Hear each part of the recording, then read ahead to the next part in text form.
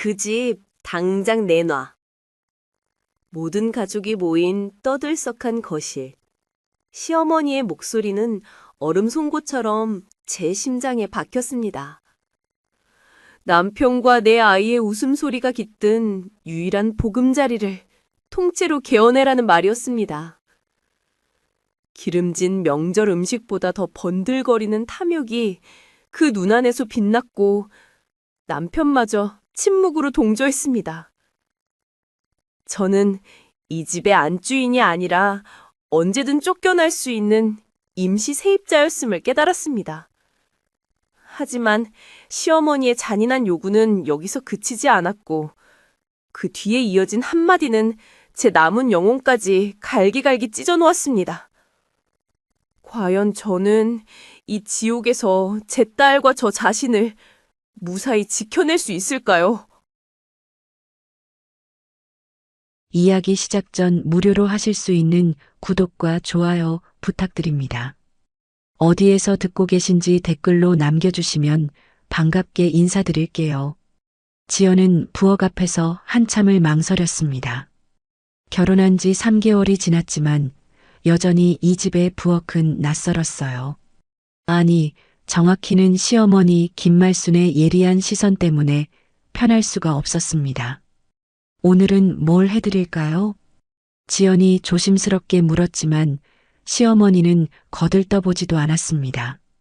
대신 찬장문을 세게 닫으며 혀를 찼어요. 에이, 또 뭘 해놓을지. 그 한마디에 지연의 어깨가 움츠러들었습니다. 어제도 된장찌개가 짜다고 했고 그제는 밑반찬이 싱겁다고 했어요. 무엇을 해도 만족스러워하지 않는 시어머니 앞에서 지연은 점점 작아졌습니다. 그냥 내가 할 테니까 지연이는 빨래나 개어놔. 말수는 지연을 밀어내며 부엌을 차지했습니다.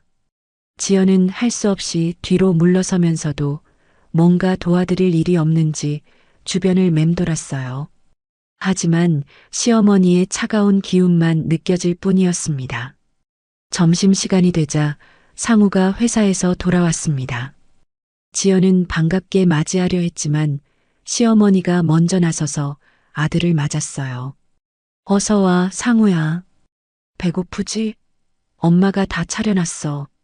상우는 어머니에게 인사를 하고 나서야 지연을 쳐다봤습니다. 응, 고생했어. 그저 그런 인사말이었지만 지연에게는 소중했어요. 이 집에서 자신을 따뜻하게 대해주는 사람은 남편뿐이었으니까요. 식탁에 앉은 말수는 아들 앞에 반찬을 이것저것 올려주며 말했습니다. 이 미역국은 엄마가 직접 끓인 거야. 지연이가 끓인 건 맛이 영 시원찮더라. 지연의 얼굴이 순간 붉어졌어요. 상우 앞에서 이런 말을 하다니. 하지만 참을 수밖에 없었습니다. 시어머니의 집에서 시어머니의 아들과 살고 있는 처지였으니까요. 그래도 지연이도 열심히 하잖아요, 어머니. 상우가 조심스럽게 아내를 감쌌지만 말수는 코웃음을 쳤습니다. 열심히 한다고 다 되는 게 아니지. 솜씨라는 게 있어야 하는데. 그리고는 지연을 향해 날카로운 시선을 던졌어요. 엄마도 없는 애라 그런가 봐. 어려서부터 제대로 배운 게 없으니까. 그 순간 지연의 머릿속이 하얘졌습니다. 가슴이 답답해지고 숨이 막혔어요. 어린 시절부터 가장 아픈 상처를 건드리는 말이었습니다. 10살 때 엄마를 잃고 아버지 손에서 자란 자신의 과거를 이렇게 무기로 사용하다니. 어머니, 그런 말씀은. 상우가 말을 막으려 했지만 말수는 아랑곳하지 않았습니다. 사실이잖아. 엄마 손맛을 모르니까 음식도 그 모양 그 꼴이고 살림도 영 서툴러. 지연은 숟가락을 든 손이 떨리는 걸 느꼈습니다. 눈물이 쏟아질 것 같아서 고개를 숙였어요. 밥알들이 흐릿하게 보였습니다. 엄마, 그만해요. 상우의 목소리가 약간 높아졌지만 말수는 개의치 않았습니다. 오히려 더 날카로워진 톤으로 말을 이었어요. 내가 뭘 잘못 말했다고? 엄마 없이 자란 애들은 다 그래. 기본이 안 되어 있어. 지연의 어깨가 더욱 떨렸습니다. 어릴 때부터 스스로 밥을 해 먹고 빨래를 하고 동생들을 돌보며 살았던 기억들이 떠올랐어요. 그 모든 게 의미 없다는 듯이 무시당하는 기분이었습니다. 자, 그만 먹자. 상우가 서둘러 식사를 마치고 일어섰습니다. 지연은 거의 먹지도 못한 채 따라 일어섰어요. 시어머니는 그런 며느리를 보며 또 한 번 혀를 찼습니다. 밥도 제대로 못 먹고. 참. 방으로 들어온 지연은 문을 닫고 나서야 참았던 눈물을 흘렸습니다. 상우는 그런 아내의 어깨를 조심스럽게 두드렸어요. 미안해, 지연아. 엄마가 원래 말이 좀 거칠어. 오빠는 괜찮다고 생각해요? 제가 엄마 없이 자란 게 그렇게 부끄러운 일이에요? 지연의 목소리가 떨렸습니다. 상우는 당황한 듯 손을 흔들었어요. 그런 게 아니야. 엄마도 아기가 있어서 하는 말은 아니고. 하지만 지연에게는 위로가 되지 않았습니다. 아기가 없다면 더 참담했어요. 그냥 당연하게 자신을 깎아내리고 있다는 뜻이었으니까요. 그날 밤 지연은 뒤척이며 잠을 이루지 못했습니다. 신혼 초부터 이런 상처를 받을 줄은 몰랐어요. 사랑하는 사람과 결혼해서 행복할 거라고 생각했는데 현실은 달랐습니다. 다음 날 아침 지연은 일찍 일어나서 부엌으로 향했습니다. 어떻게든 시어머니에게 인정받고 싶었어요. 조심스럽게 미역국을 끓이고 계란말이를 만들었습니다. 어릴 때부터 해왔던 요리였지만 손이 떨려서 제대로 되지 않았어요. 뭘 하고 있어? 어느새 말순이 부엌으로 나와 있었습니다. 지연을 보는 눈빛이 곱지 않았어요. 아침 준비를 해드리려고요. 누가 하라고 했어? 내 부엌에서 함부로 건드리지 마. 말순은 지연이 하던 일을 모두 중단시켰습니다. 그리고는 다시 처음부터 요리를 시작했어요. 지연이 끓이던 미역국도 버렸습니다. 이런 식으로 하면 어떻게 먹어? 정말. 지연은 구석에서 그 모습을 바라보며 또다시 마음이 아팠습니다. 도대체 어떻게 해야 이 집에서 자신의 자리를 찾을 수 있을지 막막했어요. 상우가 출근한 후 집안은 더욱 조용해졌습니다. 말수는 지연에게 청소를 시켰어요. 하지만 청소를 해도 트집을 잡았습니다. 이런 식으로 하면 먼지가 다 날리잖아. 정말 답답해. 지연은 다시 처음부터 청소를 시작했습니다. 무릎을 꿇고 걸레질을 하는 동안 눈물이 뚝뚝 떨어졌어요. 이 집에서 자신은 정말 필요한 사람일까 하는 생각이 들었습니다. 점심때가 되자 말수는 또 다른 핀잔을 늘어놓았습니다. 지연아, 너 친정에서는 어떻게 살았어? 이런 것도 모르고? 죄송합니다. 지연은 고개를 숙이고 사과했습니다. 변명할 엄두도 나지 않았어요. 시어머니 앞에서는 모든 게 자신의 잘못처럼 느껴졌습니다. 에이, 한숨밖에 안 나와. 엄마 없이 자란 애들은 다 이래. 또다시 나온 그 말에 지연의 가슴이 찔렸습니다. 엄마 없이 자란 것이 자신의 잘못인 것처럼 느껴졌어요. 어린 시절의 상처가 다시 벌어지는 것 같았습니다.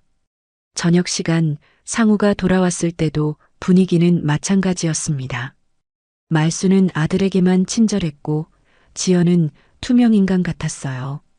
지연이가 오늘도 이것저것 해놨는데 영 서툴러서 내가 다시 했어. 상우는 미안한 듯 지연을 바라봤지만 어머니 앞에서 큰 소리를 낼 수는 없었습니다. 지연은 그런 남편의 모습에서도 실망감을 느꼈어요.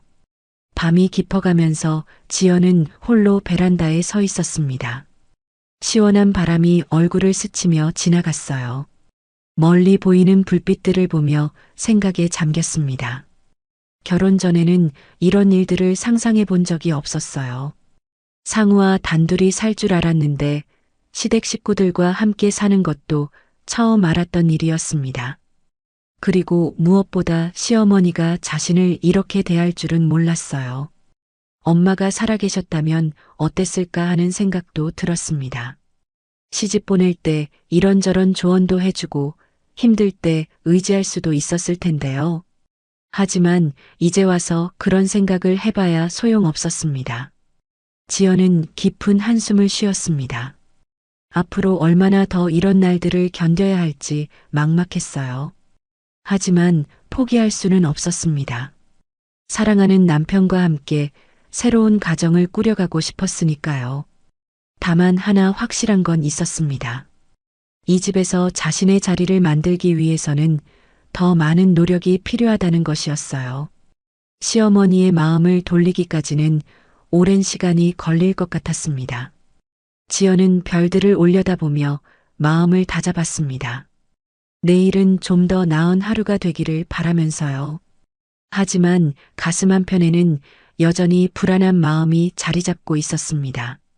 이 집에서 정말 행복할 수 있을지, 시어머니와 잘 지낼 수 있을지 확신할 수 없었으니까요. 결혼한 지 1년이 지났을 무렵, 지연은 임신 소식을 알게 되었습니다. 산부인과에서 나오며 손에 든 초음파 사진을 바라보니 가슴이 벅차올랐어요. 드디어 자신만의 가족이 생기는 것 같았습니다. 오빠 있잖아. 그날 저녁 지연은 상우에게 조심스럽게 말을 꺼냈습니다. 상우는 텔레비전을 보다가 아내를 돌아봤어요. 응, 왜? 우리한테 아기가 생겼어요. 상우의 얼굴이 환해졌습니다. 벌떡 일어나 지연을 안으며 기뻐했어요. 그 모습을 보니 지연도 덩달아 행복해졌습니다. 적어도 남편과는 이 기쁨을 함께 나눌 수 있었으니까요. 정말이야? 언제? 의사 선생님이 내년 봄쯤이라고 하셨어요. 하지만 시어머니에게 이 소식을 전할 때는 달랐습니다. 말수는 별다른 반응을 보이지 않았어요. 그저 고개만 끄덕일 뿐이었습니다. 그래, 알겠어. 지연은 좀 더 기뻐해 줄 줄 알았는데 실망스러웠어요. 첫 손자를 갖게 되었는데도 이렇게 담담할 수 있나 싶었습니다. 어머니, 건강하게 나을 수 있도록 도와주세요. 그야 당연히 그래야지. 우리 집대를 이을 아들 손자니까. 말순의 말에서 지연은 뭔가 섬뜩한 느낌을 받았습니다. 아직 성별도 모르는 상황에서 아들이라고 단정하는 게 이상했어요. 마치 아들이 아니면 안 된다는 듯한 어조였습니다. 임신 기간 내내 지연은 조심스럽게 지냈습니다. 입덧이 심해서 아침마다 화장실에서 토하곤 했어요. 하지만 시어머니는 그런 며느리를 대수롭지 않게 여겼습니다. 임신했다고 그렇게 아픈 척하면 어떻게 해? 나는 임신했을 때도 일 다 했어. 말수는 지연이 힘들어하는 모습을 못마땅해 했습니다. 오히려 집안일을 더 시키려 했어요. 지연은 속이 울렁거리면서도 참고 견뎠습니다. 어머니, 지연이가 임신 중이니까 좀 쉬게 해주세요. 상우가 조심스럽게 말했지만 말수는 콧방귀를 뀌었습니다. 임신이 병이야? 움직여야 순산한다고 하잖아. 지연은 배를 쓰다듬으며 아기에게 속으로 말했습니다. 조금만 참자고 태어나면 모든 게 달라질 거라고요. 시어머니도 손자를 보면 마음이 부드러워질 거라고 믿었습니다. 하지만 임신 중기가 되어 성별 검사를 받았을 때 지연의 기대는 무너지기 시작했습니다. 딸이에요. 축하드려요. 의사의 말에 지연은 기뻤습니다. 건강한 딸을 갖게 된다는 게 얼마나 감사한 일인지요. 하지만 그 소식을 집에서 전했을 때 분위기는 얼어붙었습니다. 딸이라고? 말순의 목소리가 차갑게 변했습니다. 지연은 그 변화를 감지하고 불안해했어요. 네, 건강한 여자아이래요. 에이, 첫째가 딸이면 어떻게 해? 말순은 노골적으로 실망감을 드러냈습니다. 상우도 어머니의 반응에 당황한 듯 보였어요. 어머니, 딸이든 아들이든 우리 아이잖아요. 그래도 첫째는 아들이어야지. 대를 이어야 하는데 지연은 가슴이 답답해졌습니다. 뱃속의 아이가 잘못된 게 아닌데 왜 이런 대우를 받아야 하는지 이해할 수 없었어요. 그날부터 말순의 태도는 더욱 차가워졌습니다. 임신한 며느리를 챙겨주기는커녕 오히려 더 매정하게 대했어요. 딸 낳으면 뭐해? 시집 가면 남의 집 사람인데. 이런 말을 들을 때마다 지연은 가슴이 아팠습니다. 아직 태어나지도 않은 아이를 벌써 이렇게 차별하다니요. 출산일이 가까워지면서 지연은 더욱 조심스러워졌습니다. 하지만 말순은 여전히 집안일을 시켰어요. 임신 9개월에도 걸레질을 하고 빨래를 개라고 했습니다. 어머니, 지연이가 너무 힘들어하는데요. 상우가 말했지만 말순은 들은 척도 안 했습니다. 딸 베고 있으면서 그렇게 예민하게 굴어? 아들이었으면 얼마나 좋았을까. 지연은 그런 말을 들으며 눈물을 참았습니다. 뱃속의 아이에게 미안한 마음이 들었어요. 세상에 나오기도 전에 이렇게 차별받는 게 안쓰러웠습니다. 드디어 출산일이 왔습니다. 진통이 시작되자 상우가 서둘러 병원으로 데려갔어요. 말수는 따라오긴 했지만 내심 못마땅해 하는 기색이 역력했습니다. 딸이라서 이렇게 말썽이야. 아들이었으면 순순히 나왔을 텐데. 진통실에서 고통스러워하는 지연을 보면서도 이런 말을 하다니. 지연은 정말 화가 났지만 아이를 낳는 게 급했습니다. 11시간의 힘든 진통 끝에 딸 지우가 세상에 나왔습니다. 작고 귀여운 아기를 보니 지연은 모든 고통을 잊었어요. 세상에서 가장 소중한 존재가 생긴 것 같았습니다. 축하합니다. 건강한 딸입니다. 의사의 축하 인사에 지연은 눈물을 흘렸습니다. 상우도 감격스러워하며 아내의 손을 꽉 잡았어요. 하지만 말순만은 달랐습니다. 에이, 역시 딸이네. 실망한 듯 혀를 차며 돌아서는 시어머니를 보며 지연의 마음이 무거워졌습니다. 이제 갓 태어난 지우에게도 이런 시선을 보낼 생각을 하니 가슴이 아팠어요. 산후조리원에서 일주일을 보낸 후 집으로 돌아왔습니다. 지연은 아직 몸이 회복되지 않아 힘들었지만 시어머니는 배려해주지 않았어요. 이제 집에 왔으니까 살림도 해야지. 아기 하나 낳았다고 계속 누워만 있을 건 아니잖아. 어머니, 산후조리는 좀 해야 하지 않을까요? 상우가 말했지만 말수는 코웃음을 쳤습니다. 산후조리원에서 일주일이나 했잖아. 그것도 딸 낳고 뭘 그렇게 조리해? 아들 낳았으면 모르겠지만 지연은 그 말을 들으며 절망감을 느꼈습니다. 딸을 낳았다는 이유만으로 이렇게 차별받는 게 말이 되나요? 지우를 안고 있던 팔에 힘이 빠졌습니다. 며칠 후 친척들이 문안을 왔습니다. 대부분은 아기를 보며 예뻐해줬지만 말수는 다른 반응을 보였어요. 첫째가 딸이라서 참 아쉽네요. 아들 손주 보려면 언제까지 기다려야 할지. 친척들 앞에서 이런 말을 하다니. 지연은 얼굴이 화끈거렸습니다. 마치 자신이 잘못을 저지른 것처럼 느껴졌어요. 그래도 건강하게 태어났으니 다행이지.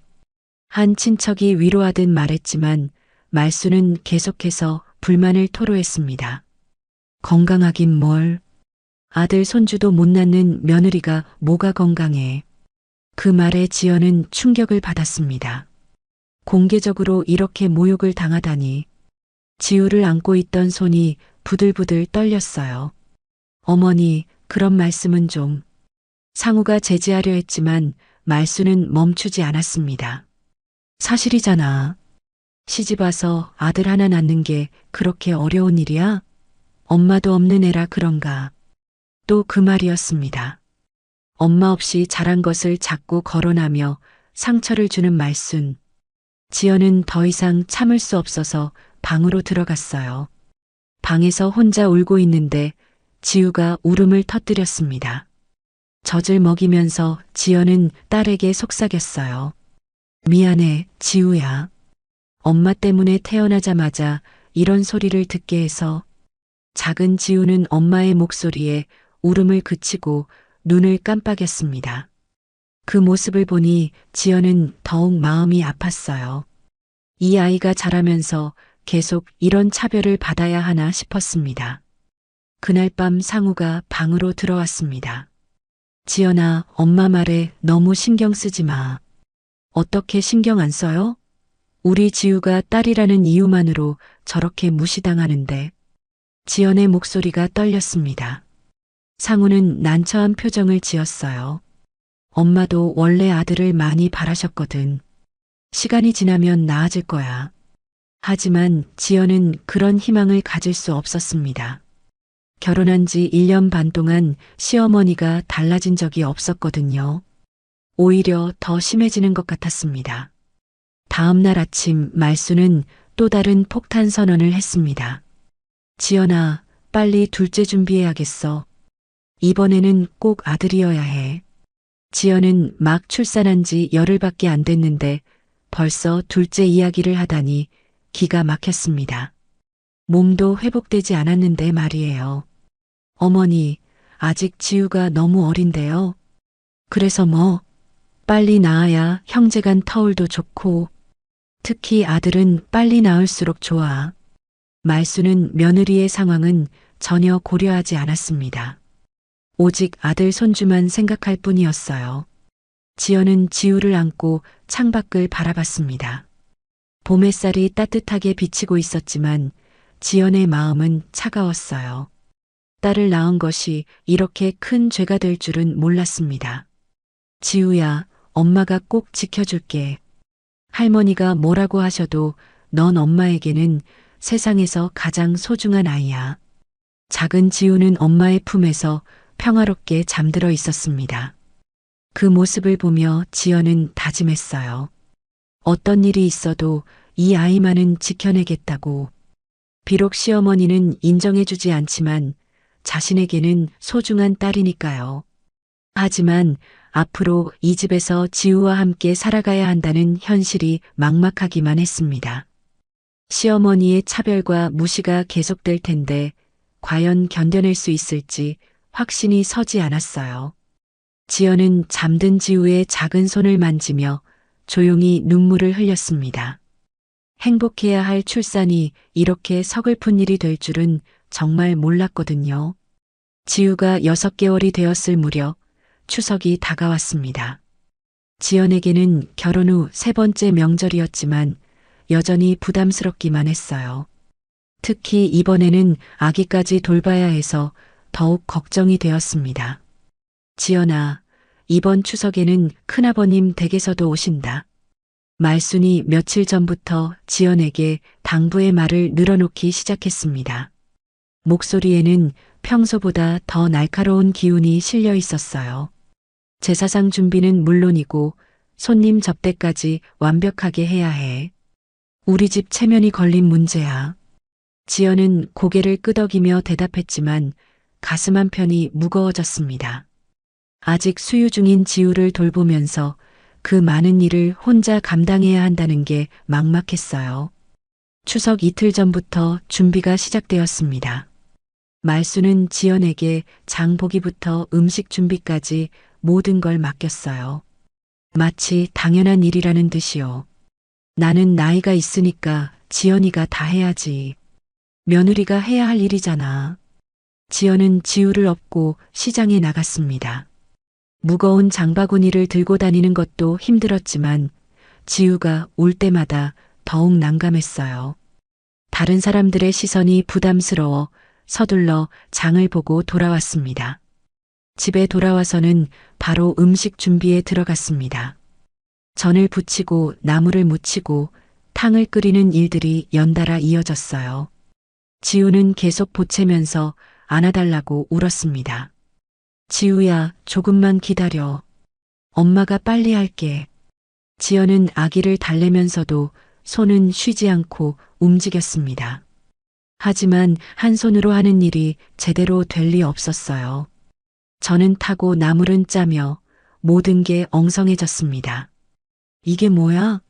전이 이렇게 타면 어떻게 해? 말순이 부엌으로 와서 지연이 부친 전을 보며 혀를 찼습니다. 지연은 죄송하다고 사과했지만 시어머니의 표정은 더욱 험악해졌어요. 아기 핑계대지 말고 제대로 해. 다른 며느리들은 아기 있어도 잘만 하던데. 지연의 가슴이 답답해졌습니다. 다른 며느리들은 시어머니가 도와주거나 아니면 가족들이 협력해서 하는 걸 텐데요. 자신은 홀로 모든 걸 감당해야 했습니다. 그날 밤 지연은 거의 잠을 자지 못했습니다. 내일까지 해야 할 일들을 생각하니 막막했어요. 지우도 계속해서 울어댔고 수유하느라 제대로 쉴 수 없었습니다. 추석 당일 새벽 5시부터 지연은 부엌에서 분주하게 움직였습니다.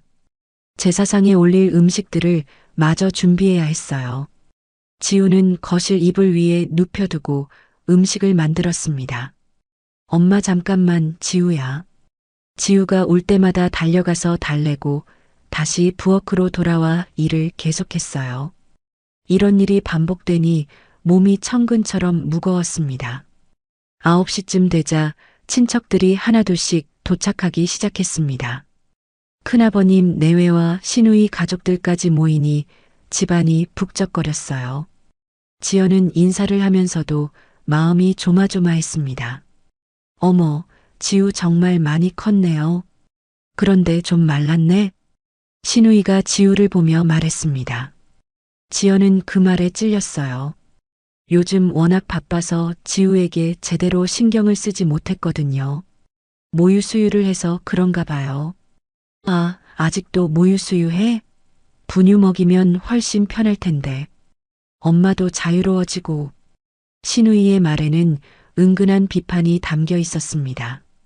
마치 지연이 고집을 부리고 있다는 듯한 어조였어요. 정오가 되자 제사가 시작되었습니다. 남자들은 제사를 지내고 여자들은 부엌에서 음식을 나르며 분주했어요. 하지만 대부분의 일은 지연의 몫이었습니다. 지연아, 밥그릇 더 가져와. 국그릇이 모자라네. 빨리 씻어서 가져와. 끊임없이 이어지는 심부름에 지연은 정신없이 뛰어다녔습니다. 지우는 낯선 사람들이 많아서 계속 보채며 울었어요. 지연은 아기를 달래면서도 일을 해야 했습니다. 지연이가 좀 서툴러서 그래요. 아직 시집살이 배우는 중이라. 말순이 친척들 앞에서 지연을 두고 이런 말을 했습니다.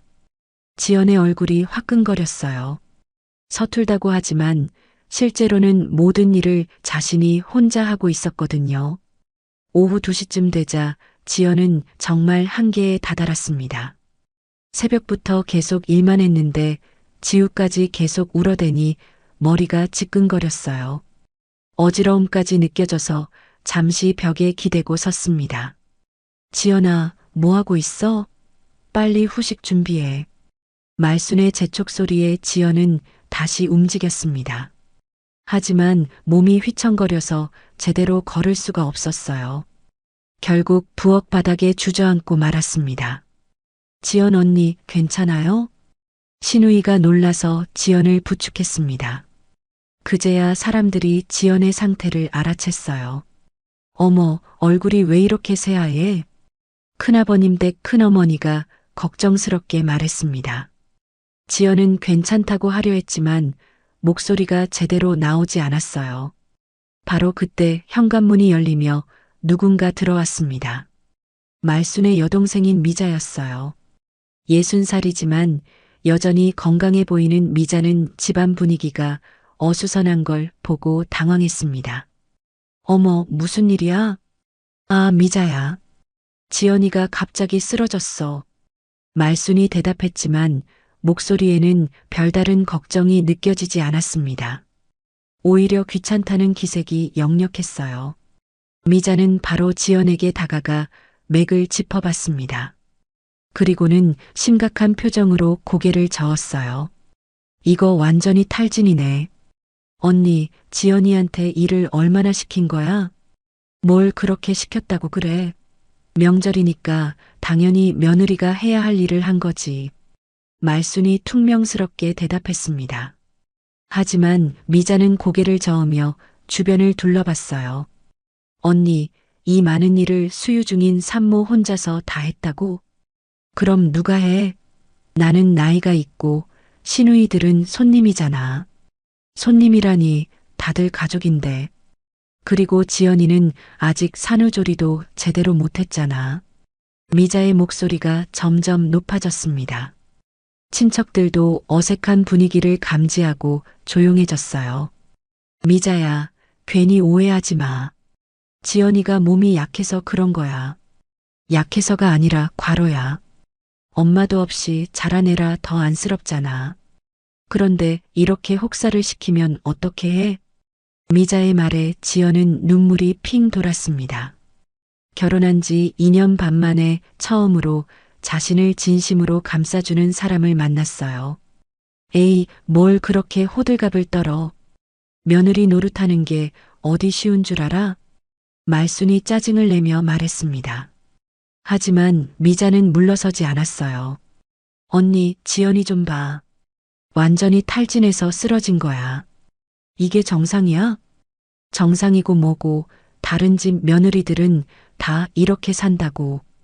다른 집은 시어머니가 도와주거나 아니면 다른 며느리들이 같이 하잖아. 지연이 혼자서 이 많은 일을 어떻게 해? 미자는 부엌을 돌아보며 분개했습니다. 설거지가 산더미처럼 쌓여 있고 음식 준비로 어수선한 상태였어요. 그리고 언니, 아까 뭐라고 했어? 거지 같은 거 데려다가 사람 만들어 놨더니 은혜도 모른다고? 순간 좌중이 조용해졌습니다. 말순의 얼굴이 붉어졌어요. 친척들 앞에서 자신의 말이 그대로 폭로된 거였거든요. 미자야, 그런 말 한 적 없어. 없긴 뭘 없어. 내가 다 들었어. 지연이 아버지가 가난하다고 그런 식으로 말하면 돼? 지연은 미자의 말을 들으며 가슴이 뜨거워졌습니다. 그동안 혼자 속으로만 사귀었던 상처들을 누군가가 대신 말해주고 있었어요. 언니, 지연이가 얼마나 착한 앤데. 그런데 왜 이렇게 구박을 해? 구박이 뭘 구박이야. 시집살이 가르치는 거지. 시집살이 가르치기가 이런 거야? 아기 돌보면서 명절 준비를 혼자 다 하라고? 미자는 계속해서 말순을 추궁했습니다. 친척들도 이제는 상황을 파악했는지 지연을 동정하는 눈빛으로 바라봤어요. 그리고 언니, 지우가 딸이라고 그렇게 차별하는 것도 봤어. 손자, 손녀가 어디 있어?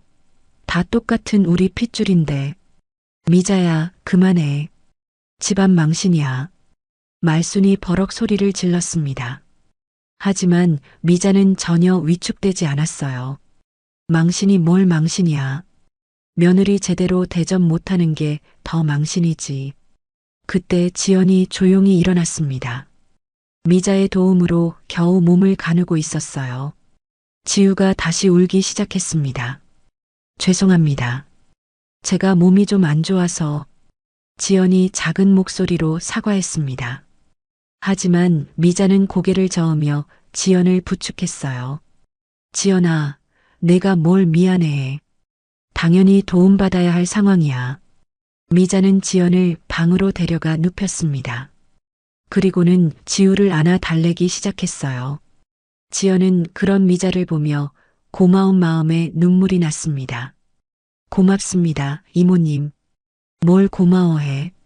가족인데. 미자의 따뜻한 말에 지연은 더욱 울컥했습니다. 이 집에서 자신을 가족이라고 불러주는 사람이 있다는 게 신기했어요. 그날 이후로 미자는 자주 집에 들렀습니다. 지연이 힘들어할 때마다 도와줬고 말순에게도 직언을 서슴지 않았어요. 지연에게는 든든한 버팀목이 생긴 셈이었습니다. 하지만 말순의 지연에 대한 대우는 크게 달라지지 않았습니다.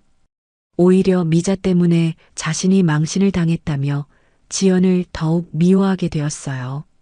앞으로 더 큰 갈등이 예상되는 상황이었습니다. 그날 밤 지연은 잠든 지우를 보며 생각했습니다. 다행히 미자라는 든든한 지원군이 생겼지만 근본적인 문제는 해결되지 않았어요. 시어머니의 마음을 바꿀 수 있을까 하는 의문이 들었습니다. 휴대폰을 만지작거리던 지연은 문득 녹음 기능을 발견했습니다. 혹시나 해서 잠시 누른 채로 있다가 다시 종료했어요. 이런 기능이 있다는 걸 처음 알았습니다. 앞으로 무슨 일이 생길지 몰라서 기억해두면 좋을 것 같았어요. 지연은 명절이 끝난 후 며칠간 침대에서 일어나기조차 힘들었습니다. 시어머니의 모욕적인 말들이 귀에서 떠나지 않았고 녹취 파일을 들을 때마다 가슴이 답답해졌어요. 남편 상우는 출근길에 그냥 넘어가자는 말만 반복했고 지연의 마음은 더욱 무거워졌습니다. 엄마, 왜 계속 누워 있어요? 5살 지우가 침대 옆에 서서 걱정스러운 표정으로 물었습니다. 지연은 억지로 미소를 지으며 딸의 머리를 쓰다듬었어요. 엄마가 조금 피곤해서 그래. 지우야, 오늘 할아버지 댁에 가볼까? 지우의 눈이 반짝였습니다. 친정 할아버지는 언제나 지우를 예뻐해 주시고 작은 선물도 챙겨주셨거든요. 오후 2시경, 지연은 지우의 손을 잡고 친정집 앞에 섰습니다. 낡은 연립주택의 현관문 앞에서 잠시 망설였어요. 아버지께 짐이 될까봐 고민되었지만 더 이상 혼자서는 견딜 수 없었습니다. 아빠, 문을 열자 71살의 아버지가 놀란 표정으로 맞아주었습니다. 머리가 희끗희끗해지고 허리도 많이 굽었지만 눈빛만은 여전히 따뜻했어요. 지연아, 갑자기 웬일이냐? 지우도 왔네. 할아버지. 지우가 아버지 품에 안기자 아버지는 환한 웃음을 지으며 손녀를 들어 올렸습니다.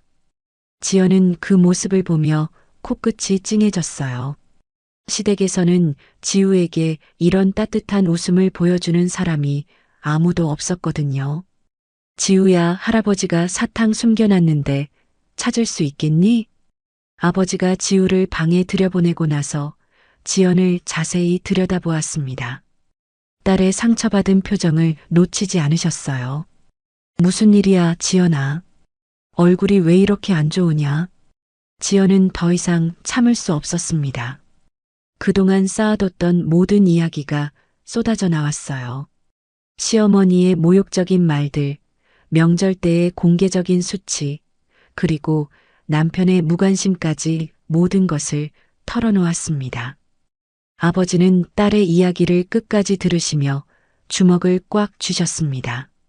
성격이 온화한 분이었지만 딸이 당한 일을 들으니 분노가 치밀어 올랐어요.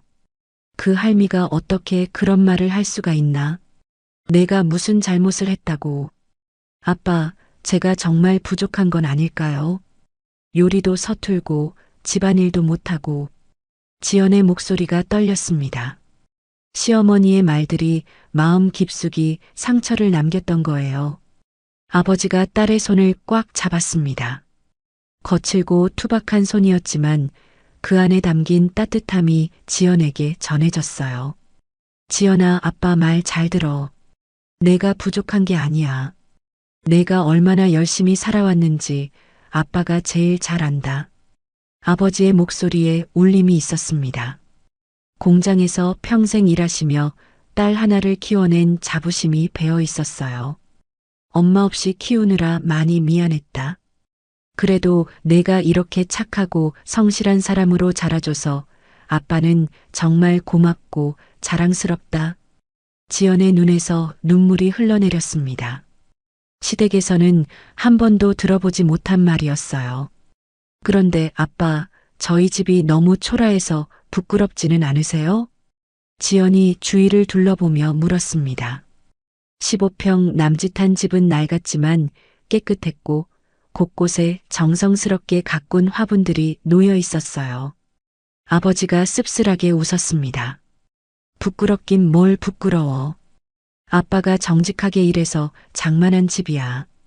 비록 작고 낡았지만 우리한테는 소중한 보금자리다. 그때 지우가 방에서 뛰어나왔습니다. 손에는 할아버지가 숨겨둔 사탕을 들고 있었어요.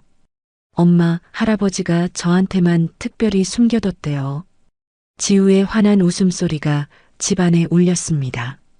아버지가 손녀를 보며 흐뭇하게 웃으셨어요. 할아버지 집이 좁아서 미안하구나, 지우야. 아니에요, 할아버지. 여기가 더 좋아요. 할아버지가 계시니까. 지우의 순수한 대답에 지연은 깨달았습니다. 집의 크기나 화려함이 중요한 게 아니라 그 안에 사는 사람들의 마음이 중요하다는 걸 말이에요.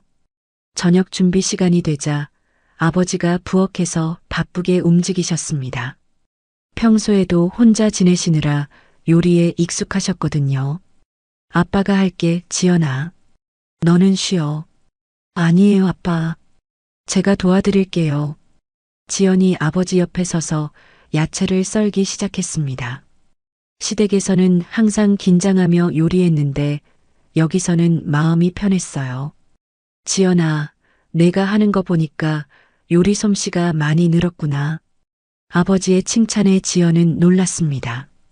시어머니는 항상 이것도 못하냐며 핀잔만 줬는데 아버지는 발전한 모습을 알아봐 주셨거든요.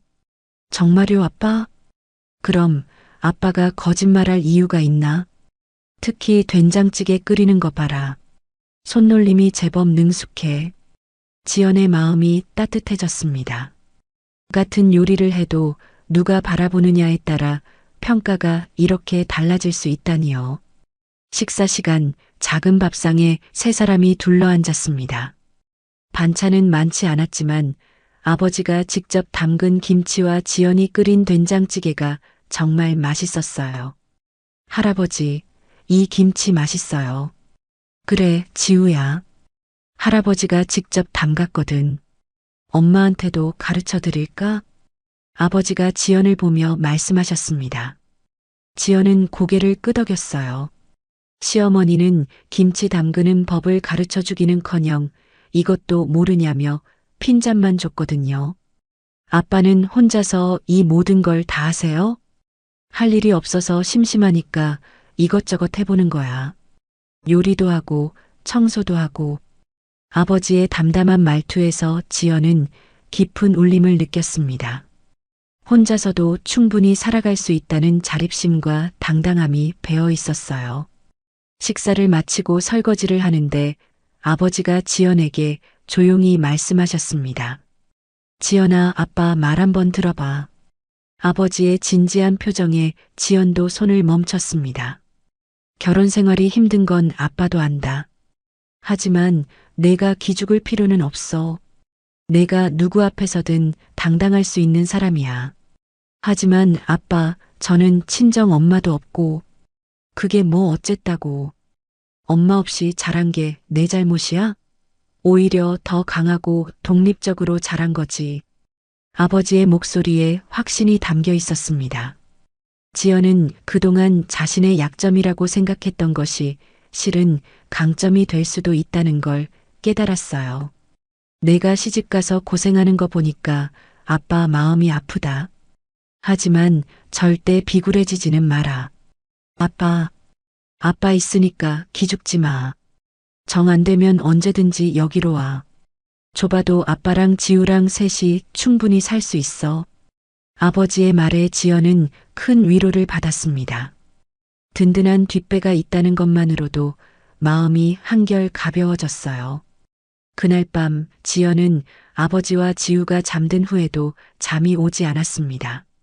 시댁과 친정의 대조적인 분위기가 너무나 선명하게 느껴졌거든요. 시댁에서는 항상 눈치를 보며 살아야 했습니다. 시어머니의 비난과 질책이 끊이지 않았고 남편마저 엄마 편만 들었어요. 하지만 친정에서는 있는 그대로의 자신을 받아주었습니다. 지연은 휴대폰을 꺼내 시어머니의 녹취 파일을 다시 들어봤습니다. 거지 같은 거 데려다가 사람 만들어 놨더니 은혜도 모른다는 말이 또렷하게 들렸어요. 그런데 이상했습니다. 며칠 전까지만 해도 이 말을 들으면 가슴이 찢어질 듯 아팠는데 지금은 오히려 화가 났어요. 아버지의 말씀이 마음에 힘을 주었거든요. 내가 왜 기죽어야 하지? 나는 정직하게 살아온 사람이야. 지연은 스스로에게 다짐했습니다. 더 이상 시어머니의 모욕적인 말에 위축되지 않겠다고요. 다음 날 아침 아버지가 일찍 일어나서 미역국을 끓여주셨습니다. 지연이 좋아하는 음식이라는 걸 기억하고 계셨던 거예요. 아빠, 너무 일찍 일어나셨어요. 괜찮다. 딸이 와서 좋은데 뭘. 아버지의 소박한 기쁨이 지연에게 전해졌습니다. 시댁에서는 지연이 오면 귀찮아했는데 아버지는 진심으로 반가워해 주셨어요. 아빠, 제가 너무 자주 와서 부담스럽지는 않으세요? 무슨 소리야? 딸이 언제든 올 수 있는 게 친정이지. 힘들 때마다 와라. 아버지의 말에 지연은 눈물이 핑 돌았습니다. 무조건적인 사랑과 지지가 얼마나 소중한 건지 새삼 느꼈어요. 집을 나서기 전에 아버지가 지연의 손에 작은 봉투를 쥐어주셨습니다. 이게 뭐예요, 아빠? 용돈이야. 얼마 안 되지만 지우 간식이라도 사줘. 아빠, 이러시면 안 돼요. 아빠도 힘드실 텐데. 지연이 거절하려 하자 아버지가 단호하게 말씀하셨습니다.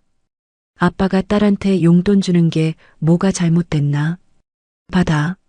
아버지의 고집스러운 표정에 지연은 더 이상 거절할 수 없었습니다. 봉투 안에는 10만 원이 들어 있었어요. 아버지한테는 적지 않은 돈이었을 텐데 아낌없이 주셨습니다. 고마워요, 아빠. 정말 고마워요. 지연이 아버지를 꽉 안았습니다. 오랜만에 느끼는 진정한 가족의 따뜻함이었어요. 집으로 돌아가는 길에 지우가 지연의 손을 잡으며 말했습니다. 엄마, 할아버지 집이 더 좋아요. 왜 그렇게 생각해, 지우야? 할아버지가 저를 정말 사랑해 주시는 게 느껴져요. 할머니 집에서는 그런 느낌이 없어요. 5살 아이도 느낄 수 있을 만큼 차이가 컸던 거예요. 지연은 딸의 말에 마음이 아프면서도 한편으로는 다행이라는 생각이 들었습니다. 지우만큼은 진짜 가족의 사랑이 뭔지 알고 있으니까요. 시댁 앞에 도착했을 때 지연의 마음가짐이 예전과 달라져 있었습니다. 아버지의 격려와 지지가 큰 힘이 되었거든요. 더 이상 시어머니 앞에서 주눅 들지 않겠다고 다짐했어요. 문을 열고 들어서자 시어머니가 비아냥거리는 목소리로 말했습니다. 어디 갔다 이제 와? 친정 갔다 왔나? 예전 같으면 작아졌을 지연이었지만 이번에는 당당하게 대답했습니다. 네, 아버지 뵙고 왔습니다. 시어머니가 뭔가 더 말하려 했지만 지연의 달라진 태도를 느꼈는지 입을 다물었어요. 지연도 더 이상 변명하거나 사과하지 않았습니다. 그날 밤 지연은 일기장을 꺼내 써내려 갔습니다. 오늘 아빠를 만나고 나서 많은 걸 깨달았다. 나는 혼자가 아니다. 아빠가 있고 나를 사랑하는 사람들이 있다. 더 이상 기죽지 않겠다. 지연의 변화는 작은 것이었지만 분명한 출발점이었습니다. 친정에서 받은 따뜻함과 격려가 그녀에게 새로운 용기를 주었거든요. 앞으로 더 큰 시련이 기다리고 있겠지만 이제 지연에게는 버틸 수 있는 힘이 생겼습니다. 친정을 다녀온 후 일주일이 지났지만 지연의 마음속에는 아직 아버지의 따뜻한 격려가 생생했습니다. 시어머니의 차가운 시선에도 예전처럼 주눅 들지 않았고 오히려 당당한 모습을 유지하려 노력했어요. 그런 어느 날 저녁 시누이 은희가 갑자기 집에 찾아왔습니다. 34살인 은희는 아직 결혼하지 않았고 시어머니가 늘 걱정하는 자식이었어요. 엄마, 저 좋은 소식 있어요. 은희의 밝은 목소리에 시어머니의 표정이 환해졌습니다.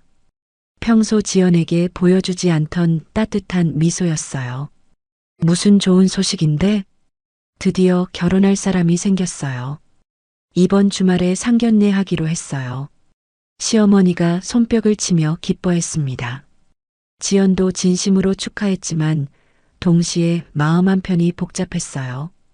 시어머니가 은희에게만 보여주는 특별한 애정이 여전히 서운했거든요. 어떤 분이야? 직업은 뭐고? 시어머니가 궁금해하며 물었습니다. 은희가 자랑스럽게 대답했어요. 대기업 과장이에요. 집도 강남에 있고 차도 좋은 거 타세요. 시어머니의 눈이 더욱 반짝였습니다. 지연은 그 모습을 보며 씁쓸한 기분이 들었어요. 자신이 결혼할 때는 이런 관심조차 보여주지 않았거든요. 상견례는 어디서 할 거야? 호텔 한정식집에서 하기로 했어요. 그런데 엄마 상견례 비용 걱정하지 마세요.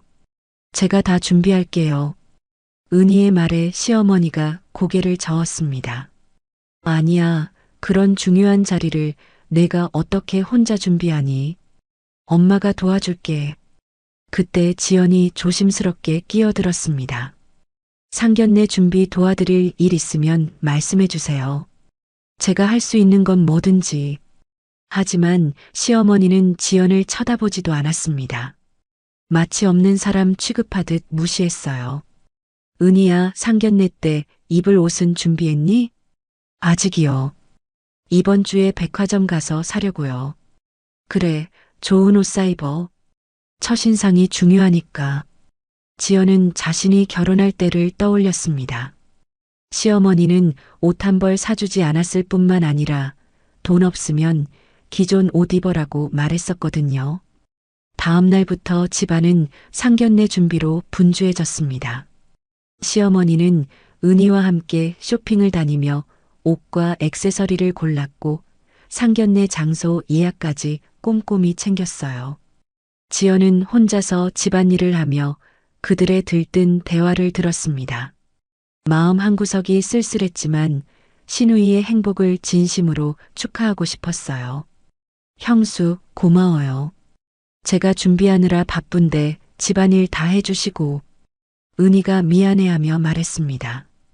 지연은 미소를 지으며 대답했어요. 괜찮아요. 좋은 일인데 뭐려. 상견례 잘 되길 바라요. 상견례 당일 온 가족이 분주하게 준비했습니다. 시어머니는 평소보다 일찍 일어나 머리를 하러 갔고 은희는 새로 산 한복을 입고 화장을 했어요. 지연아, 너도 같이 가야지. 상우가 지연에게 말했습니다.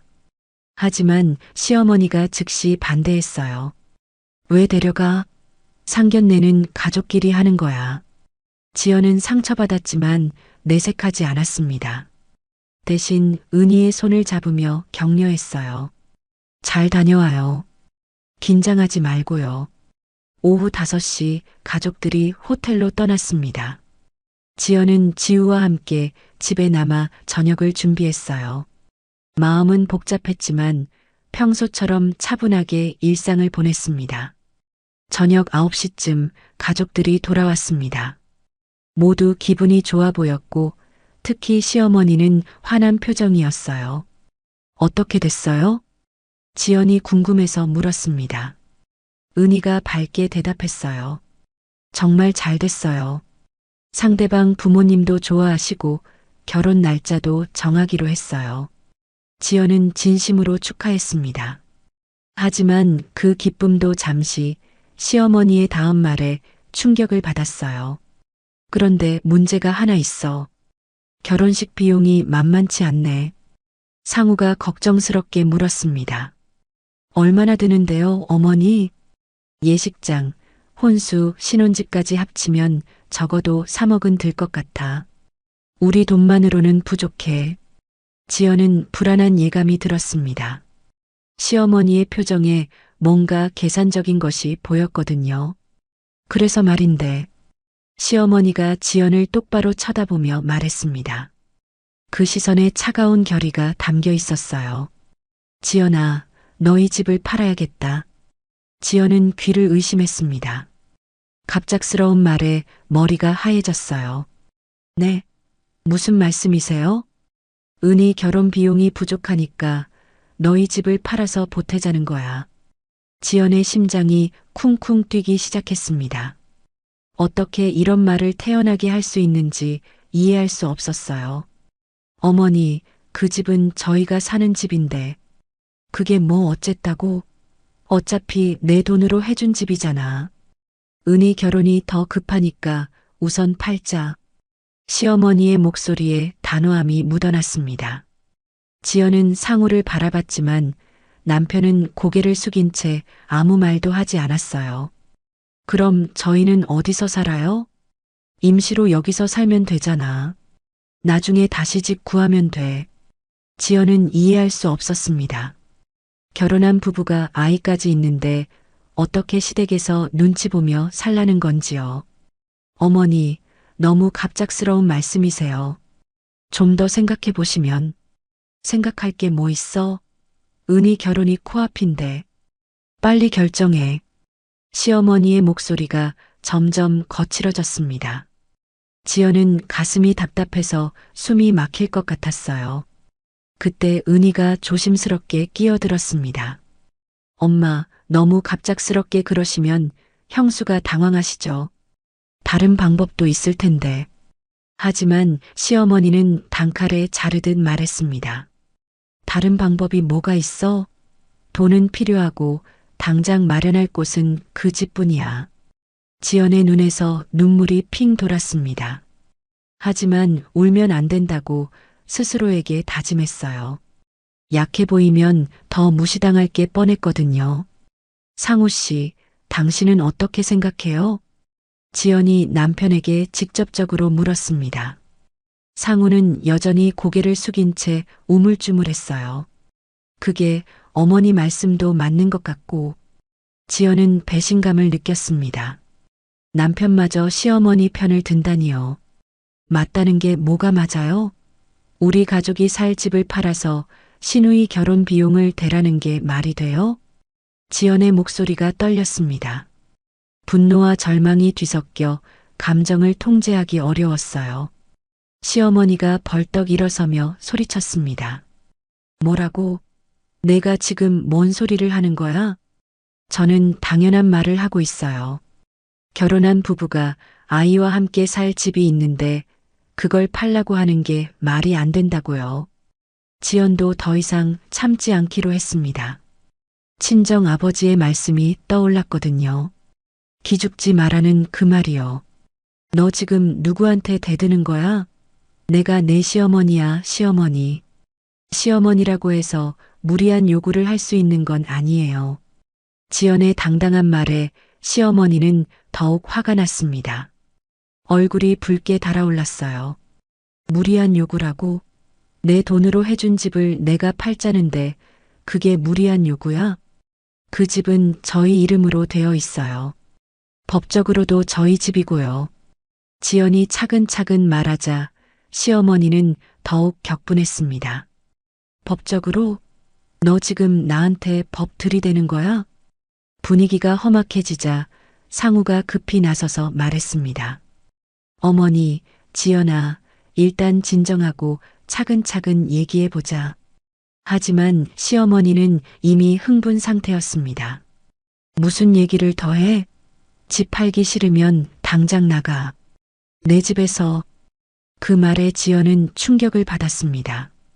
결국 이런 식으로 나올 줄은 몰랐거든요. 어머니, 너무하세요. 너무하긴 뭐가 너무해. 내 집에서 내 말 안 들을 거면 나가라고 했어. 지연은 더 이상 할 말을 잃었습니다. 시어머니의 이기적이고 폭력적인 태도에 말문이 막혔어요. 은희가 다시 중재하려 했습니다. 엄마, 그렇게 말씀하시면 안 돼요. 형수도 가족인데. 가족? 집 하나 팔기 싫어서 시누이 결혼 방해하는 게 가족이야?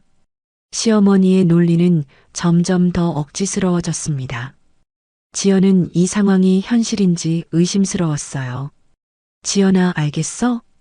시어머니가 최후 통첩을 하듯 말했습니다. 내일까지 결정해. 집 팔 건지 아니면 나갈 건지.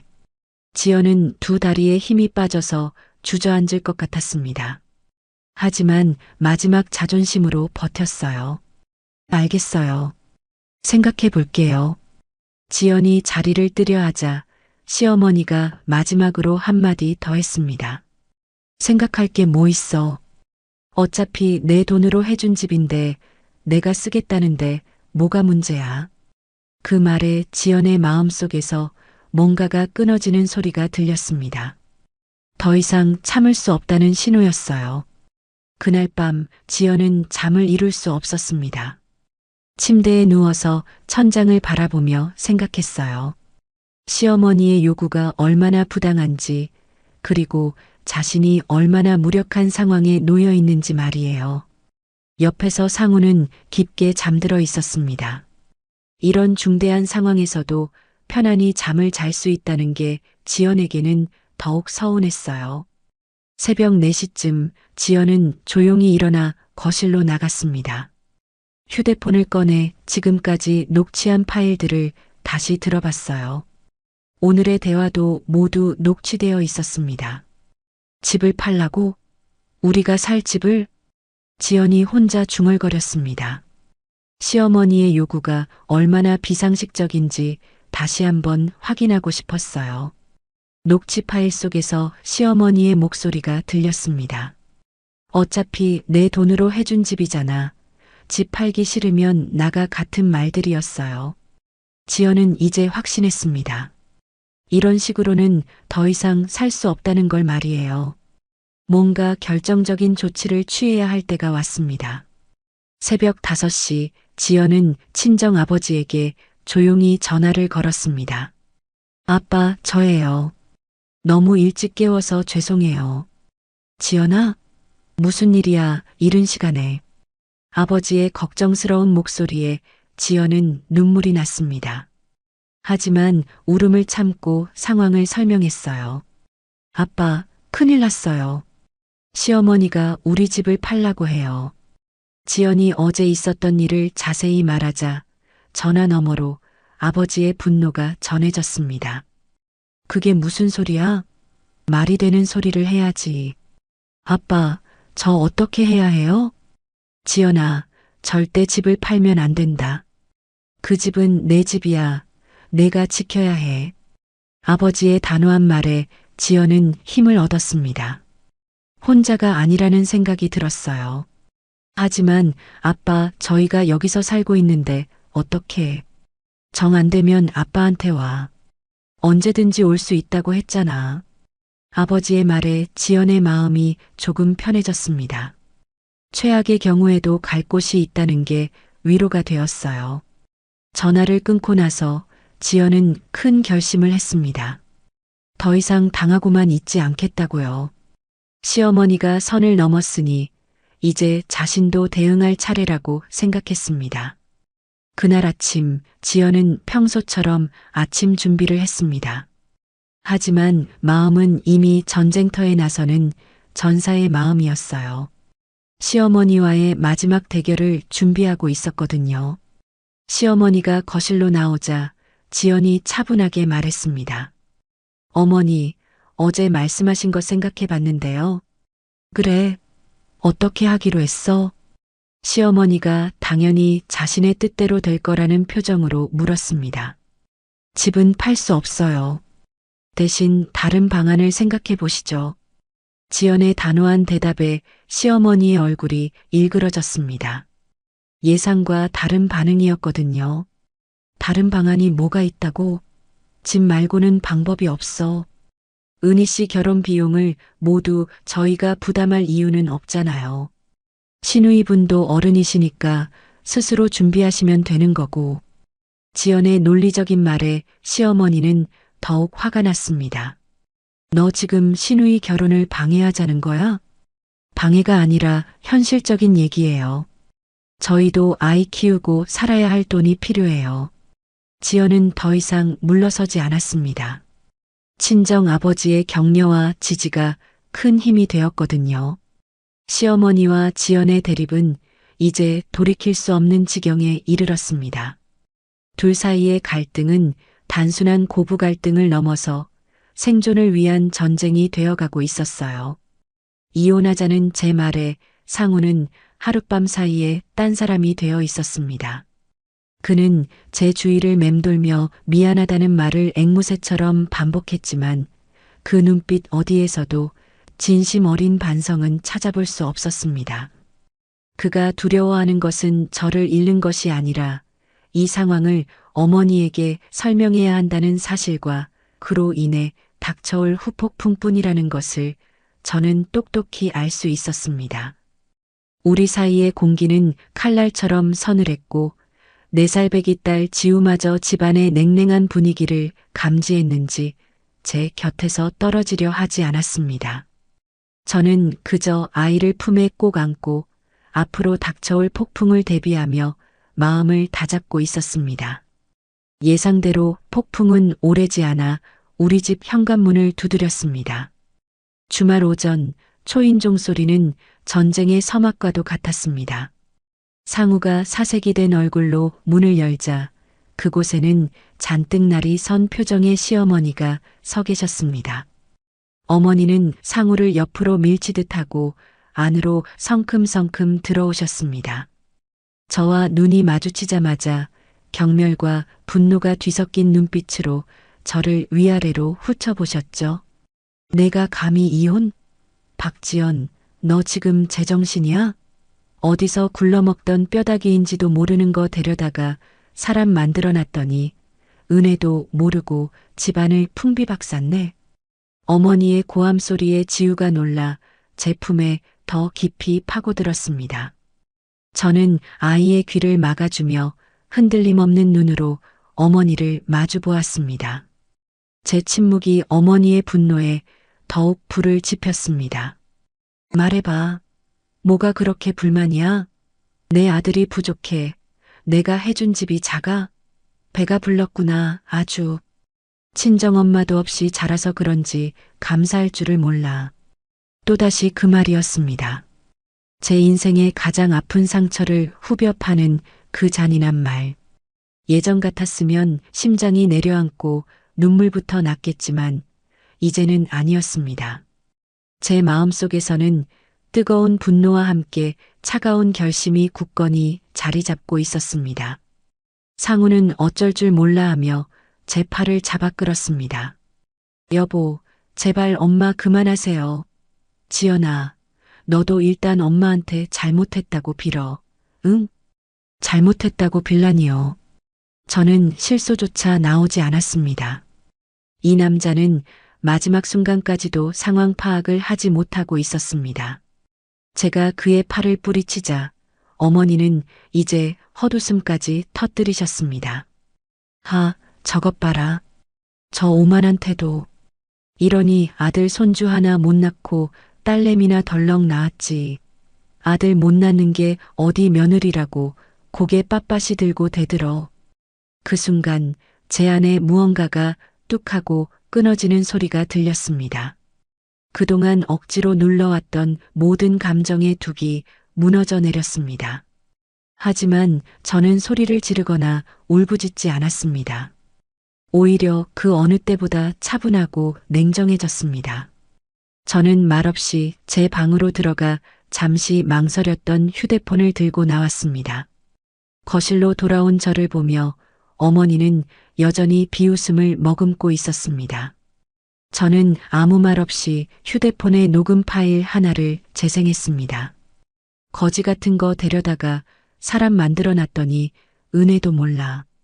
지난 명절 모든 친척 앞에서 저를 모욕했던 시어머니의 목소리가 25평 아파트를 가득 채웠습니다. 어머니의 얼굴에서 웃음기가 순식간에 사라지고 당혹감과 분노가 스쳐 지나갔습니다. 상우는 새하얗게 질린 얼굴로 저와 어머니를 번갈아 쳐다보았죠. 너 이거. 어머니가 말을 잇지 못하고 저를 손가락질했습니다. 저는 멈추지 않고 다음 파일을 재생했습니다.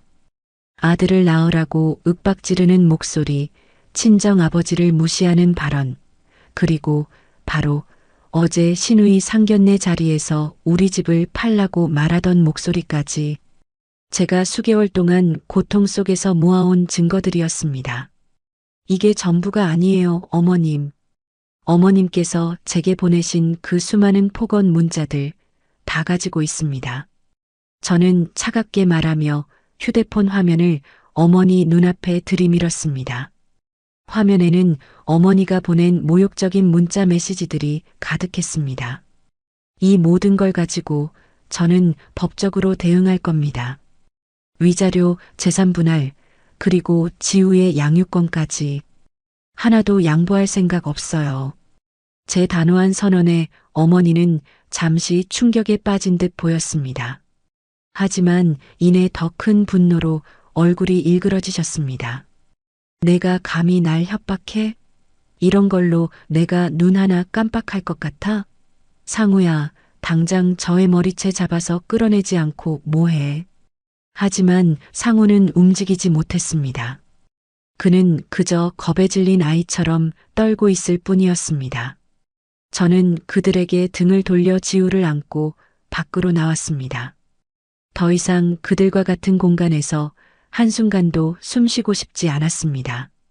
맨발로 뛰쳐나와 아파트 단지 벤치에 앉아 거친 숨을 몰아쉬었습니다. 지우는 겁에 질려 제 품에서 울고 있었습니다. 아이를 달래며 저는 비로소 제가 기댈 수 있는 유일한 어른, 시이모 미자에게 전화를 걸었습니다.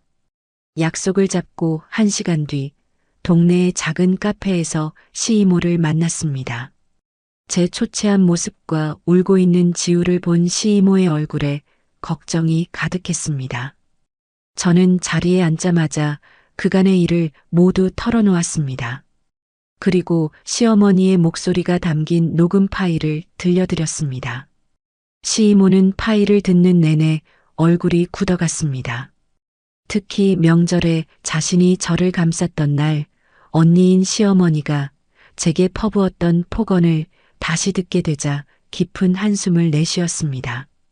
세상에 형님이 정말 이렇게까지 내가 그때 말렸어야 했는데 정말 미안하다 지연아. 시이모는 제 손을 꼭 잡아주었습니다.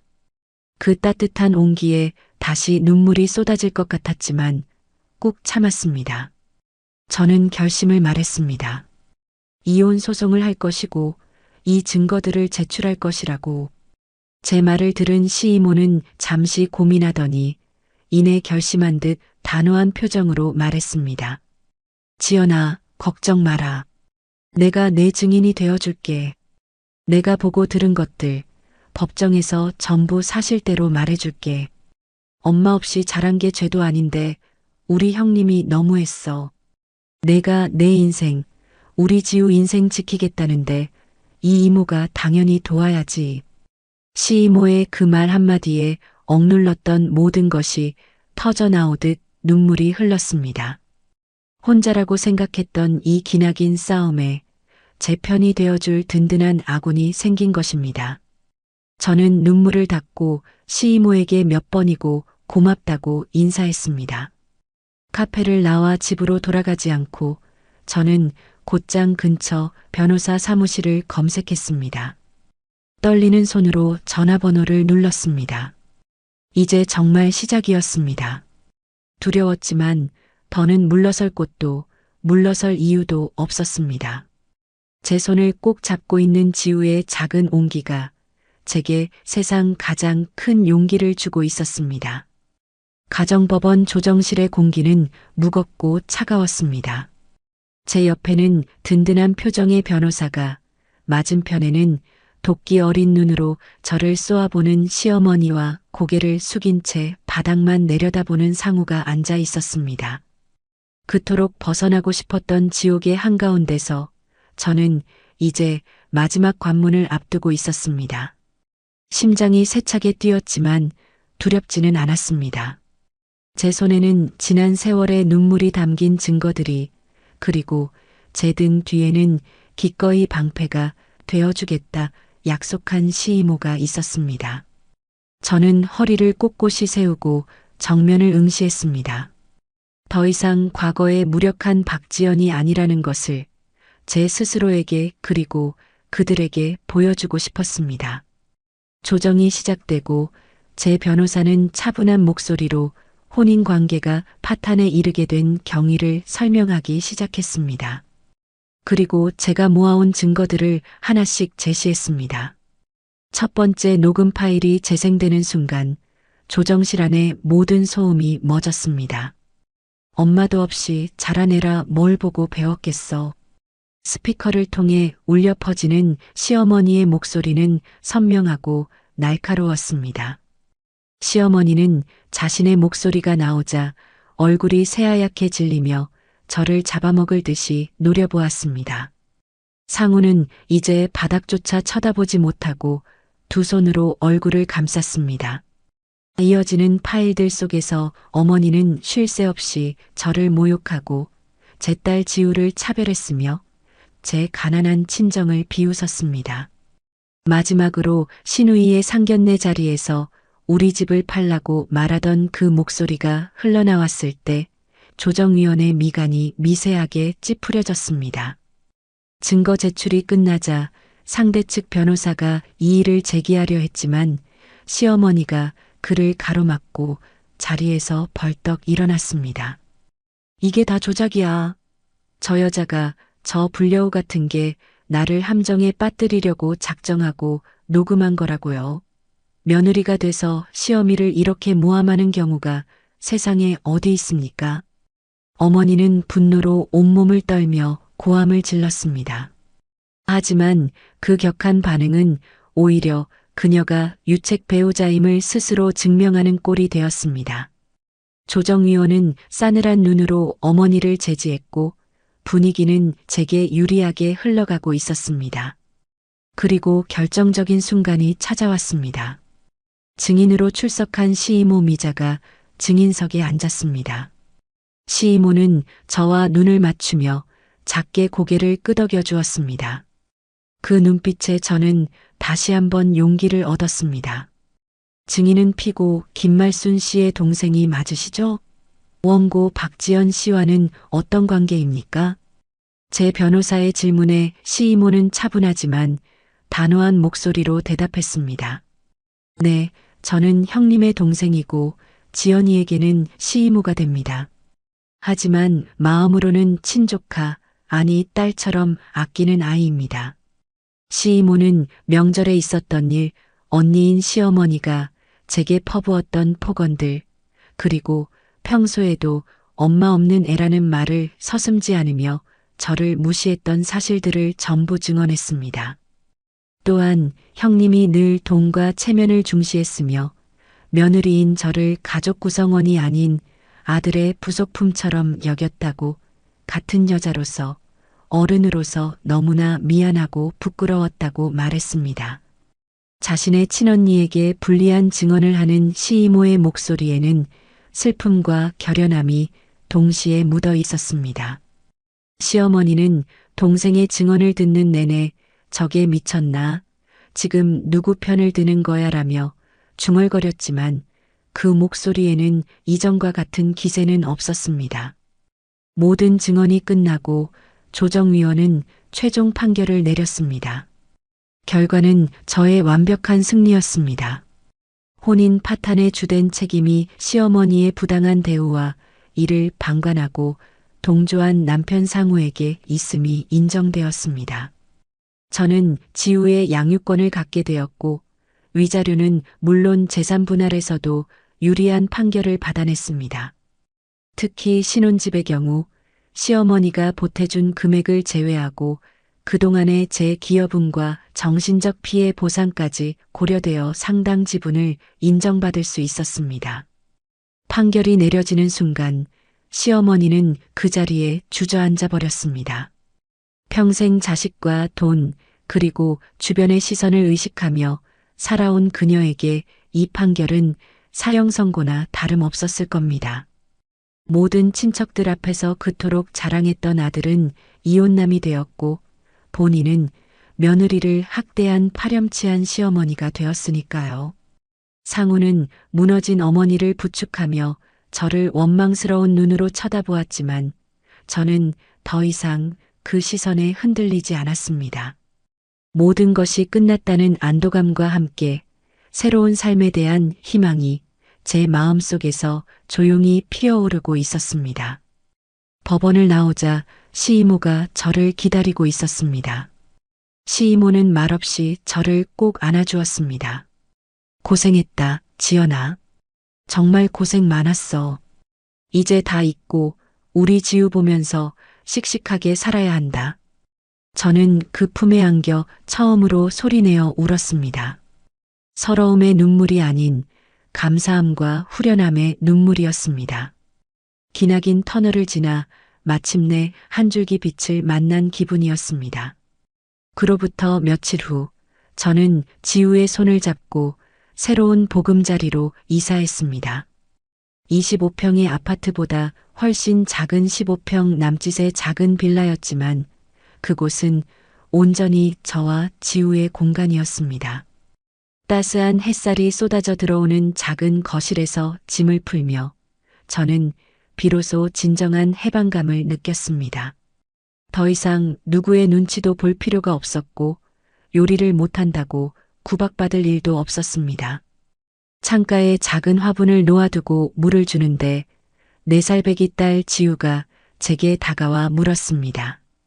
엄마, 이제 우리는 여기서 사는 거야? 할머니랑 아빠는? 저는 아이의 눈높이에 맞춰 몸을 낮추고 지우의 작은 두 뺨을 부드럽게 감쌌습니다. 응, 이제부터 여기가 우리 집이야. 엄마랑 지우랑 행복하게 살자. 아이는 제 말을 다 이해하지는 못했겠지만 환하게 웃으며 제 품에 안겼습니다. 저는 그 작은 몸을 힘껏 껴안았습니다. 지난 시간은 분명 제게 깊은 상처를 남겼지만 동시에 저를 더없이 단단한 사람으로 만들어 주었습니다. 이제 저는 제 삶의 온전한 주인이었습니다. 창밖으로 보이는 파란 하늘을 보며 저는 지우에게 그리고 제 자신에게 조용히 다짐했습니다. 앞으로는 당당하게 살 거야. 누구에게도 미안해하지 않고 누구 앞에서도 기죽지 않을 거야. 엄마가 있으니까 이제 괜찮아. 제 목소리는 햇살처럼 따뜻하고 단단했습니다. 비로소 길고 길었던 어둠이 걷히고 제 인생의 두 번째 장이 시작되고 있었습니다.